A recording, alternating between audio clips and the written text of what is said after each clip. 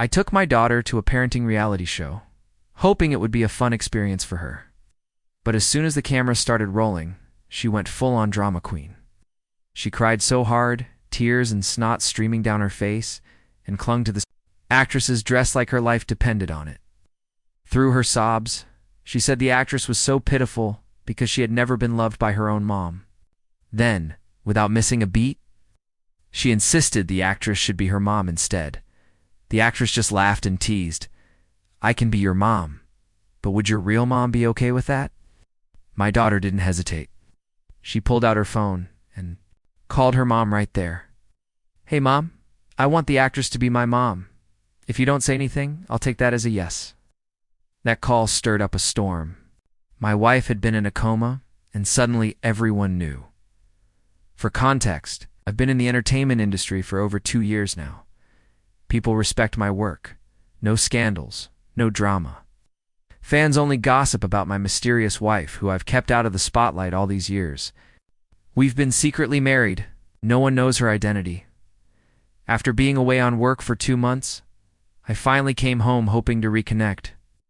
But the welcome was cold.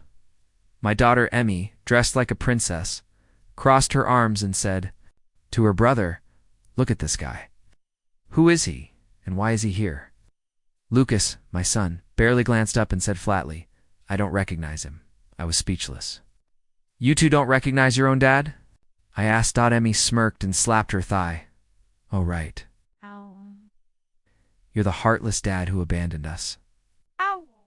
"So now you remember you have a wife and kids?" I winced. It had only been a few months, but her words cut deep. "I'm sorry," I said. I rushed back as soon as I finished work.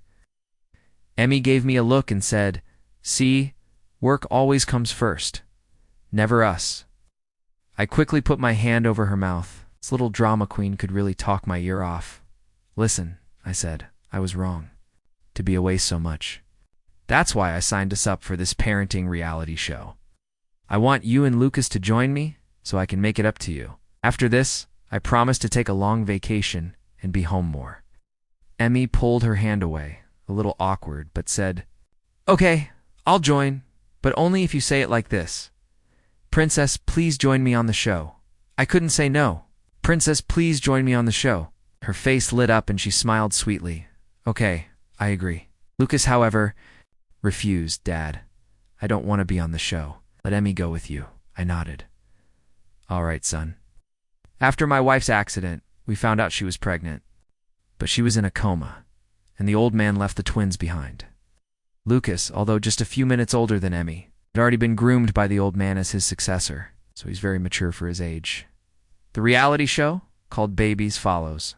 Parents and kids 24/7, and it's broadcast live. On the first day of filming, the crew came to our house to take us to the airport. In the waiting lounge, I saw Sophia, a popular actress from a wealthy family who joined the entertainment industry because she loves acting. With her incredible skills and stunning looks, she's gained a huge fan base recently. We even worked together on a hit drama, and fans started shipping us as a couple. There's even a fan club dedicated to us. Seeing us together on this parenting show sent fans into a frenzy. The comment section exploded with messages like, "Oh my God, my dream couple is on a reality show together. This is amazing." I was a bit surprised, though, Sophia wasn't on the guest list. The director explained she was invited as a trainee. "Mom, a special guest." Emmy suddenly piped up, "Dad, I know her. She's the actress you work with." Sophia smiled. "Looks like she keeps up with you online." Emmy blushed and leaned over to whisper to me, "Dad, I have a silly idea. I think the actress can be my mom." I was caught off guard. "If you think it's silly, stop thinking about it." She pouted, turning into a little drama queen again. "You don't get it, Dad. I'm just a little girl who's never been loved by a mom." I long for a mother's love and company, her pretty face puffed up with tears in her eyes. I'd be so happy if the actress could be my mom. I was speechless. Sophia laughed and said, "If you grow up to be an actress, you're definitely winning an Oscar." Then Sophia asked, "But would your real mom agree?" I was startled. "Sophia, I told you through your agent this can't happen. We're not suitable, and I'm married." Emmy stopped crying and pulled out her smartwatch. She called the butler, Uncle Chen, and asked to speak to her mom. I froze. Sweetie, your mom is in a coma. You can't ask her to speak. But Emmy was stubborn. Mom, if you don't say anything, I'll take it as your consent. Quickly! Hung up, glaring at her. No, consent nonsense. Your mom can't speak. Stop making this harder. Suddenly, the director's eyes lit up. Wait, what do you mean Emmy's mom can't speak? Before I could stop her, Emmy blurted out, because my mom is in a coma. The live stream chat exploded instantly. Fans were shocked to learn my wife was in a coma, and that's why I'd never revealed her identity. Tension on set grew thick. Then, the director's phone rang. After the call, he announced gravely, one of our guest families had an accident. On the way to the airport and was taken to the hospital, filming is suspended temporarily. We headed back to the villa, feeling the weight of everything just as we got inside. I got a call from Lucas, his voice bright with joy. Dad, Mom woke up. Stood there stunned for a moment, thinking I'd misheard. Dad, you heard me right. Mom really woke up. Her mom really woke up. When we heard the news, Emmy and I rushed back to the old family estate. The Liu family is well known in New York, big assets, deep roots, true aristocracy. Victoria, the eldest daughter, was supposed to take over the family business someday. She's not just smart and capable, but also incredibly beautiful. With elegant almond-shaped eyes and this calm, dignified presence on the way there. I checked my phone and saw that Emmy's revelation about her mom's coma had gone viral. Her little slip during the live broadcast turned into a hot topic overnight.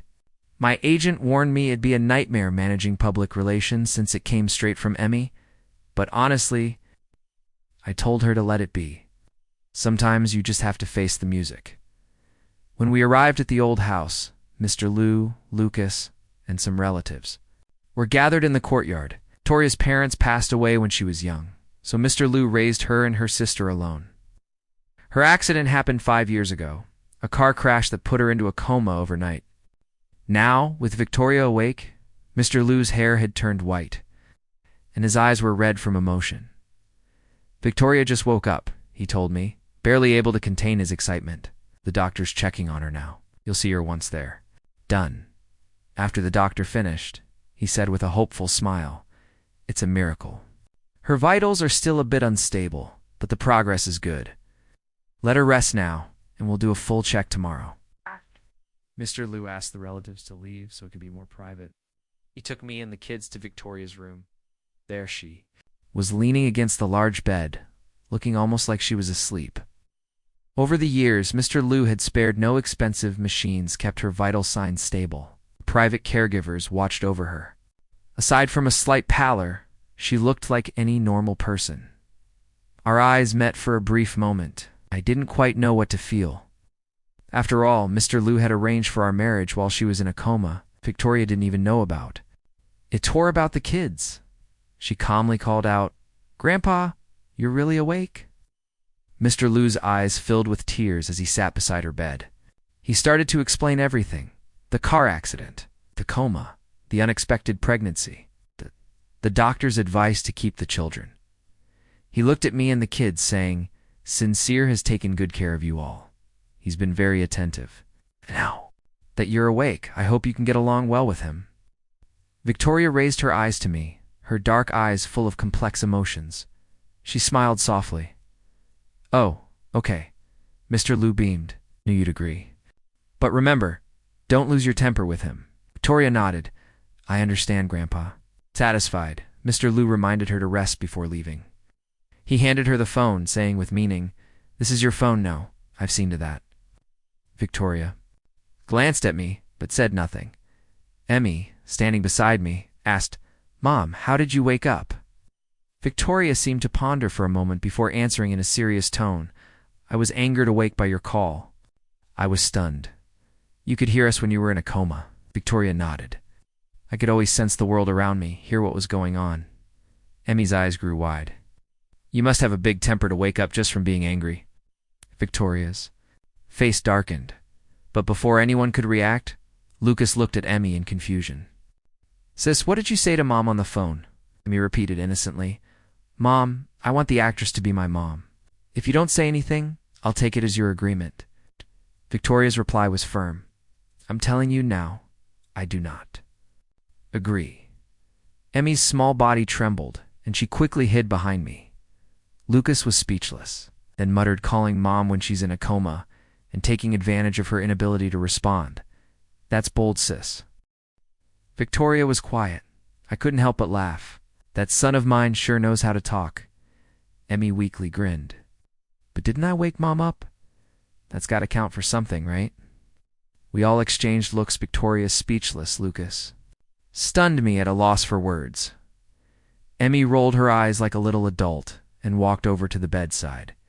Mom, since I woke you up, let's call it even. Can we just drop this now? Victoria smiled gently. Okay, from then on, things softened. Victoria said she'd been asleep so long she didn't want to rest anymore. The kids sat by her bed, chatting about all the fun things they'd done at kindergarten. Victoria listened with a gentle smile, responding to their stories. The room felt warm and full of life again. At dinner, the butler brought a wheelchair for Victoria and helped her settle in. Lucas eagerly offered to feed her, and Emmy wasn't far behind. Let me feed Mom, too, Emmy insisted. I smiled and said, you two eat your dinner, or Dad will end up feeding Mom himself. Let me feed Mom, Lucas repeated. Emmy nodded. In agreement, turning to Victoria, I said, I'll feed you. Just tell me what you want to eat and I'll get it. She gave a small nod, thank you. Later that night, I found myself lost in thought. Before Victoria woke, I always slept in the same room to care for her and help with massages.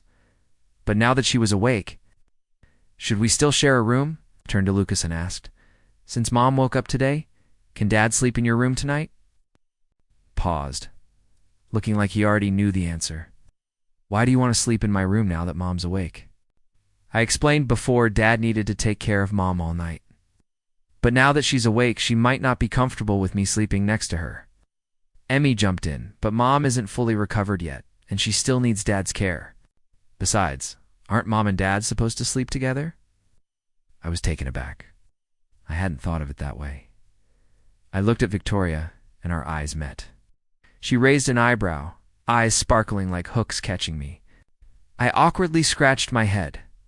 Victoria's lips curved into a soft smile, her voice clear. Emmy's right. We're husband and wife. We shouldn't sleep apart. We should spend more time together. I still need you. I nodded, feeling an unexpected flutter of excitement.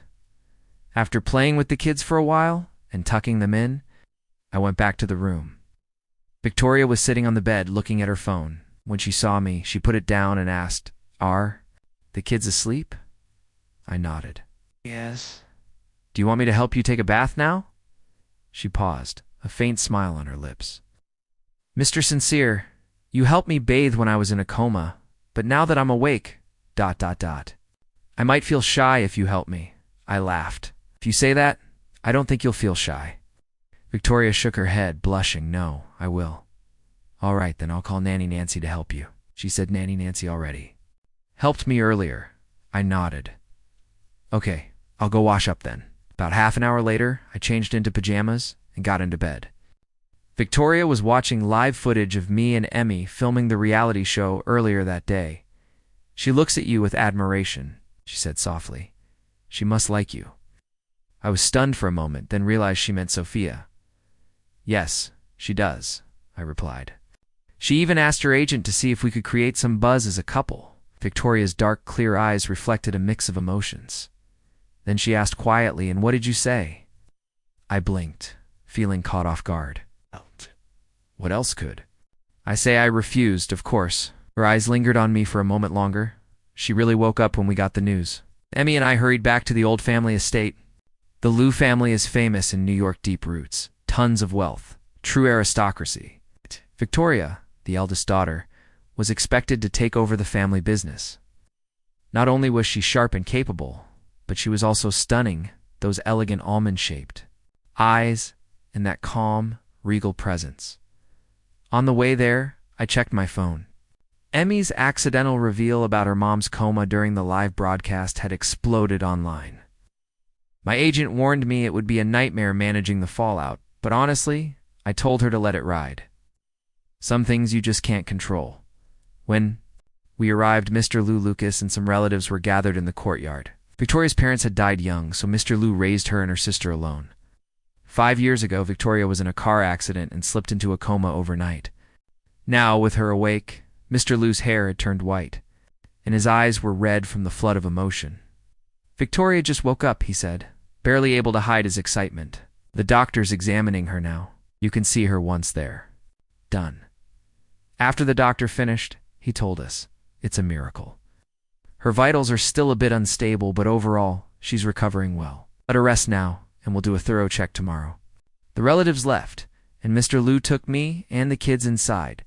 Victoria was there, propped up against the big bed. Over the years, Mr. Lou had spared no expense. High-tech machines kept her stable, and caregivers tended to her every need. She looked like any other person, just a little pale. Our eyes met, and I didn't know how to react. After all, Mr. Lou had arranged our marriage while she was unconscious. Victoria didn't even know about it to the kids. She looked at Grandpa and softly said, "Grandpa, you're really awake." Mr. Lou sat beside her, eyes full of tears. He told her everything: the accident, the coma, the unexpected pregnancy, the doctor's recommendation to keep the children. He looked at me and the kids. "Sincere is taking good care of all of you. Now that you're awake, I hope you can get along with him." Victoria glanced at me with complicated emotions swirling. In her dark eyes, she smiled gently. "Oh, okay," Mr. Lou beamed. "I knew you'd agree. But don't lose your temper with him, all right?"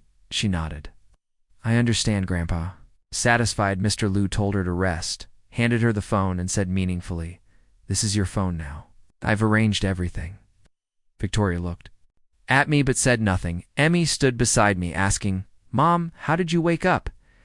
Victoria thought for a moment and answered, "Your call angered me awake." I was stunned. "You could hear us even while in a coma?" She nodded. "I could always sense the world around me." Emmy's eyes widened. "You must have a big temper to wake up just from being angry." Victoria's face darkened, and Lucas looked at Emmy, confused. "Sis, what did you say to Mom on the phone?" Emmy repeated, "Mom, I want the actress to be my mom. If you don't say anything, I'll take it as your agreement." Victoria's reply was firm.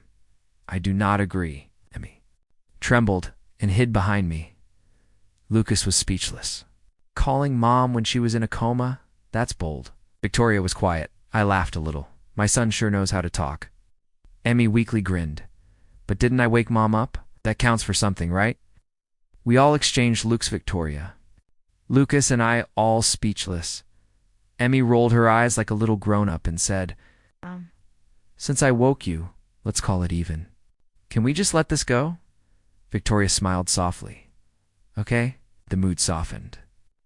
Victoria said she'd been asleep so long she didn't want to rest anymore. The kids sat by her bedside, chatting about their kindergarten adventures. Victoria listened warmly, responding with gentle smiles. The room felt alive again. At dinner, the butler wheeled Victoria to the table. Lucas and Emmy eagerly offered to feed her. "Let me feed Mom too," Emmy said. I smiled. "Eat your dinner first, or Dad will have to feed Mom himself."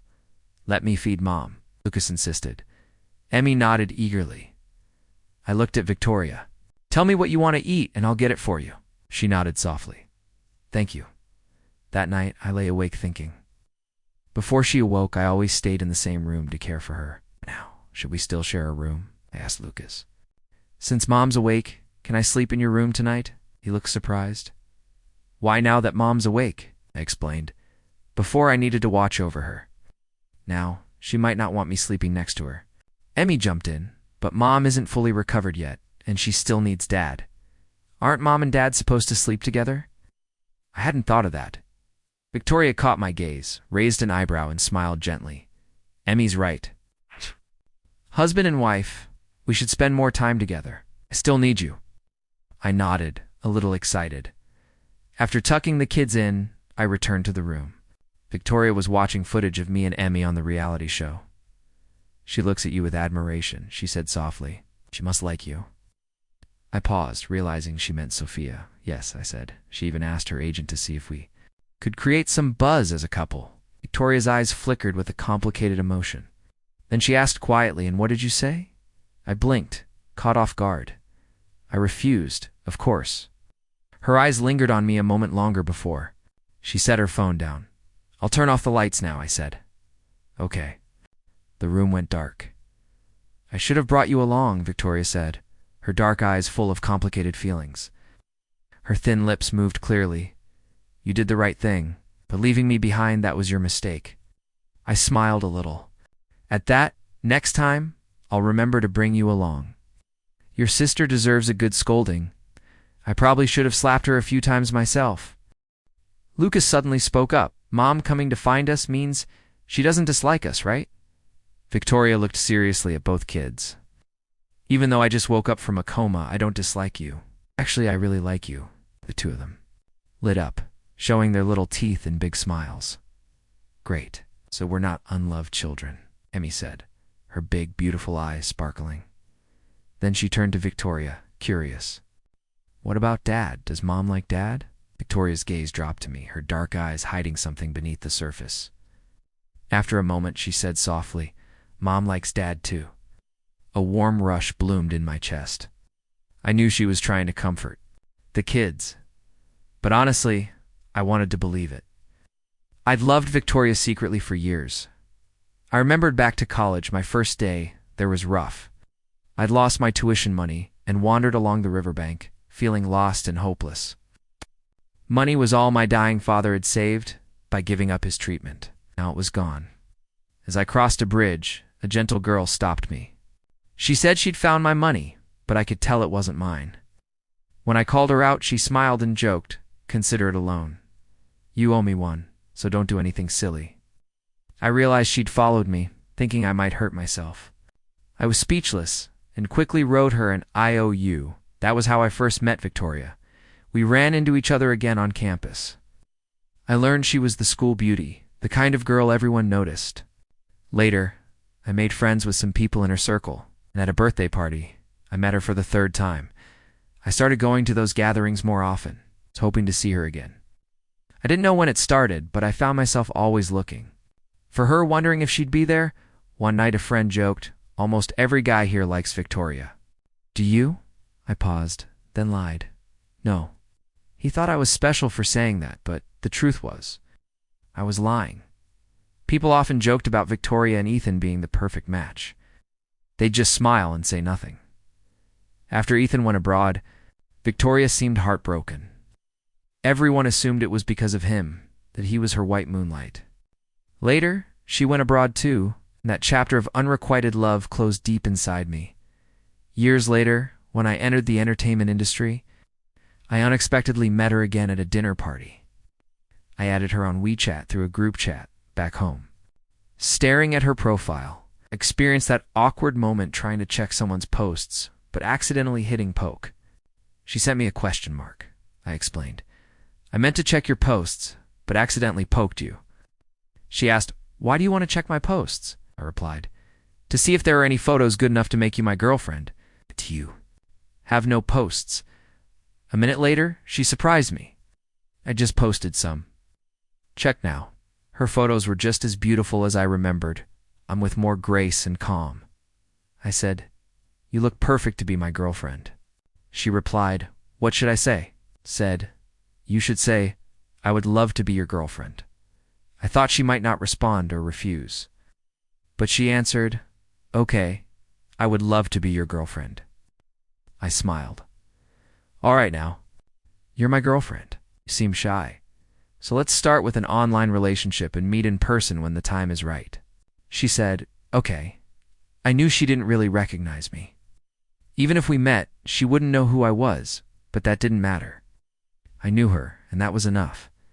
That's how our 2-year online relationship began.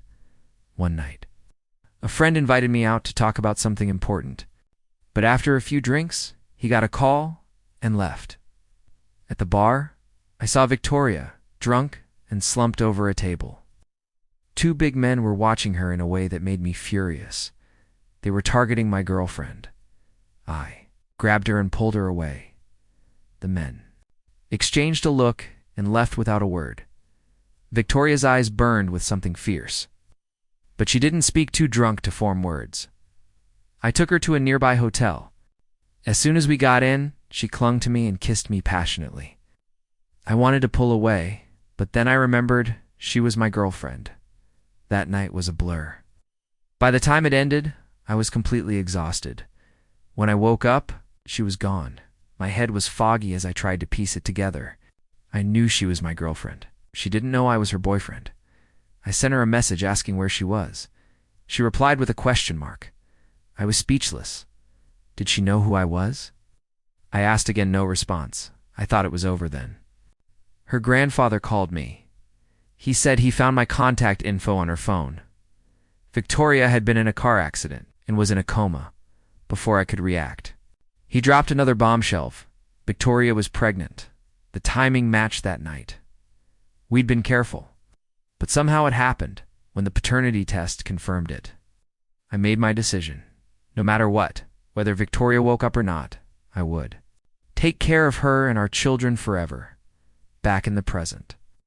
I set a place for Victoria at the dinner table the next day, scheduled an appointment with a psychologist.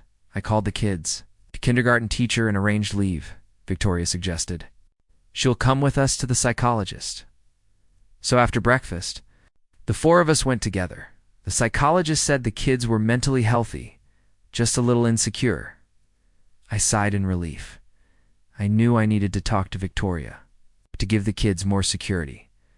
On the way out, I remembered the kids had been wanting to see elephants at the zoo. I suggested we take them. Victoria's long lashes drooped slightly. She looked a little disappointed. Her voice was soft and a bit hesitant. I'm not coming. I was stunned then. Softly I said, We'll take you too. A small smile curved her lips. Her eyes brightened. Okay, let's go to the zoo. The kids were over the moon, seeing all the animals they'd never met before. They ran around, wide-eyed with wonder, pointing and asking questions. Victoria and I smiled, answering as best we could. To keep things safe, I made sure they wore masks, and Victoria had a bodyguard gently pushing her wheelchair.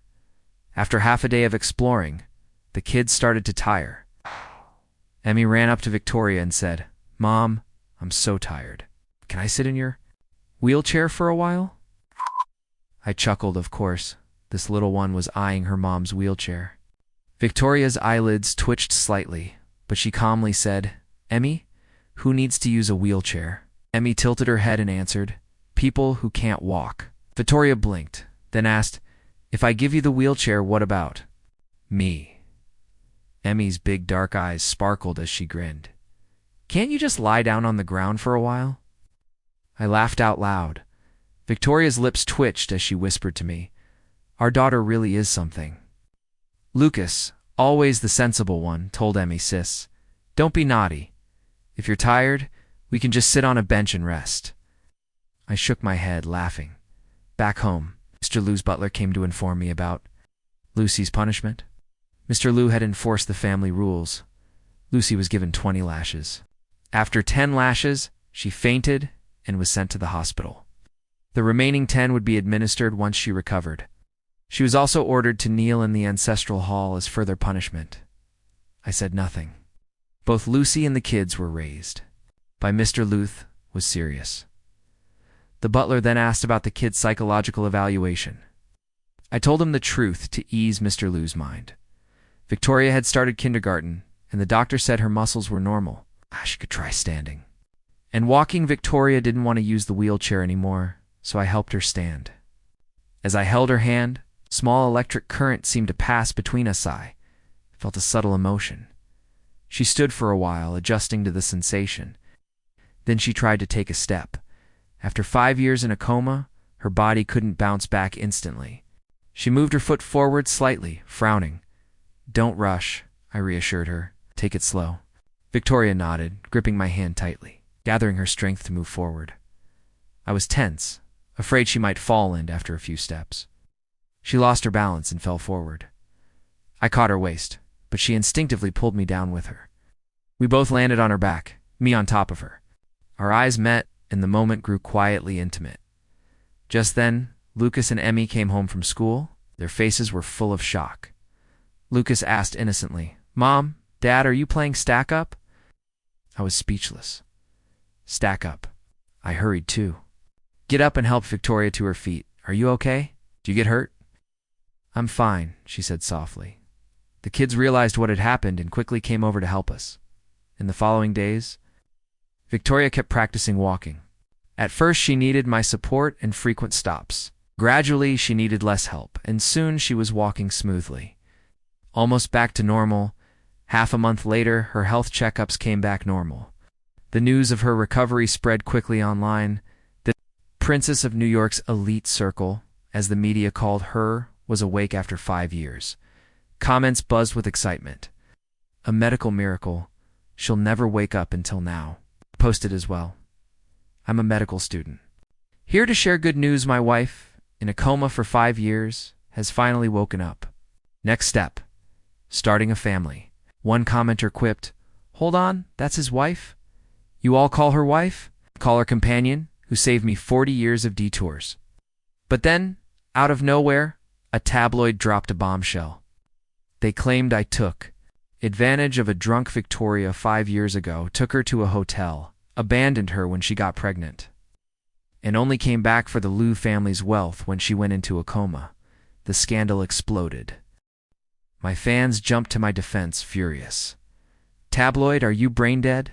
Making up lies like this? Wait for the lawsuit." Others said I'm neutral, but this accusation is ridiculous. Then Lucy posted, "Sincere got my sister pregnant, abandoned her, and only married her because she went into a coma. He's a jerk." The twist shocked everyone, including my fans. Oh my God, if her sister says it, it must be true. Sincere's fans must be speechless. Instead of denying it, Lucy confirmed it herself. I realized she'd leaked the info to the tabloid, and when they doubted her, she posted it outright. Amid the chaos, Lucy called me furious. "Sincere, have you seen how they're cursing you online? Ethan is back, and I'm going to make sure he and my sister end up together. They're meant to be. If you dare tell Grandpa, I promise my sister will divorce you for Ethan." Ethan's return shook me. Just as I hung up, Victoria called.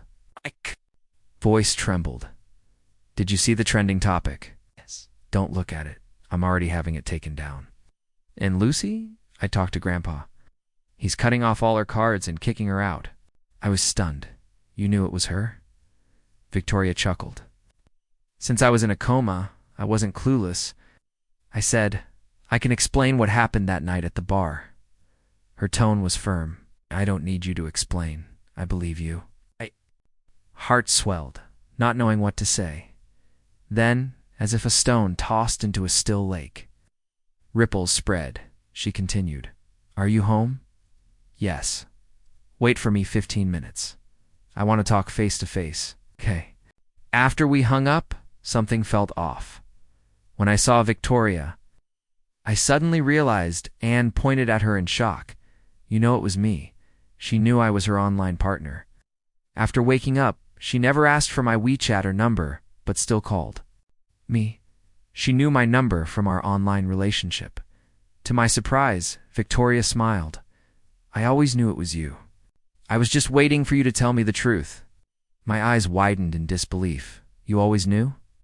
She nodded, her clear dark eyes sparkling. I wouldn't engage in an online relationship unless I already liked the person. I was speechless. My mind spinning. "You liked me from the start, which is why you agreed to the online relationship." "Yes," she said. At the bar, I was desperate. "When would you finally meet me and confess?" "So I had your friend call you out." It was all voluntary. I wasn't drunk. Just bad luck I didn't get a chance to tell you before the accident. The flood of information overwhelmed me. "Wait, let me get this straight. You liked me, agreed to the online relationship, but I was the one who initiated it."